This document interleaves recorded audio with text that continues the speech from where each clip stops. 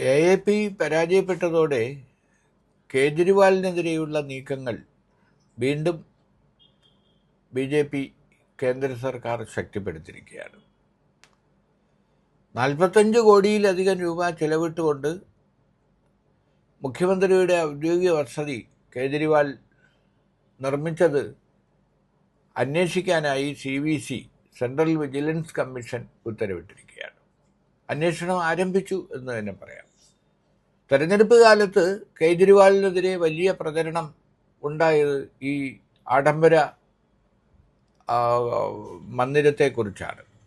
കാരണം സാധാരണക്കാരൻ്റെ പാർട്ടിയായി ചൂല് ചിഹ്നമാക്കിക്കൊണ്ട് ഇന്ത്യൻ രാഷ്ട്രീയത്തിൽ ഒരു വലിയ താരോദയമായിരുന്നു കേജ്രിവാളും AAP. പക്ഷേ ഈ power corrupts absolute power corrupts absolutely എന്ന് പറയുന്നത് പോലെ 12 കൊല്ലത്തോളം അധികാരത്തിലിരുന്ന് കഴിഞ്ഞപ്പോൾ AAPയെയും അഴിമതി ബാധിച്ചു എന്ന് വേണം കരുതാൻ.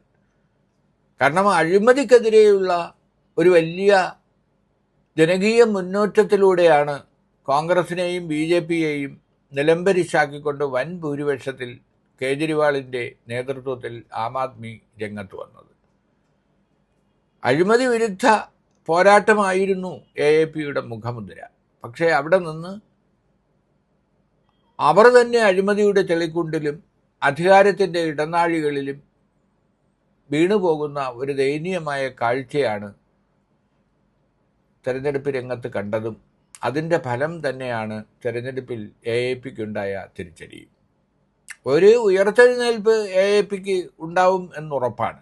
കാരണം BJPയെ സംബന്ധിച്ചിടത്തോളം BJPക്ക് AAP തുടർന്നു വന്ന ജനകീയ ലൈനിലുള്ള ഒരു ഭരണം കാഴ്ചവെക്കാൻ കഴിയുമോ എന്നത് കണ്ടറിയണം. കാരണം ഇപ്പോൾ ഇടത്തട്ടുകാരുടെ പിന്തുണയും വോട്ടും ലഭിച്ചപ്പോഴാണ് BJPക്ക് അധികാരം പിടിച്ചെടുക്കാൻ കഴിഞ്ഞത്.